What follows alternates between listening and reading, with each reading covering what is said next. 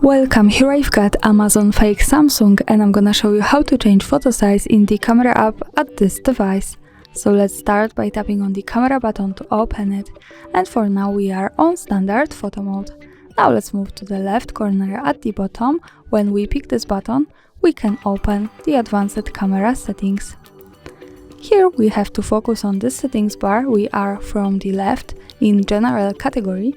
Let's move to the center to the photo category, and now we can find the picture size option.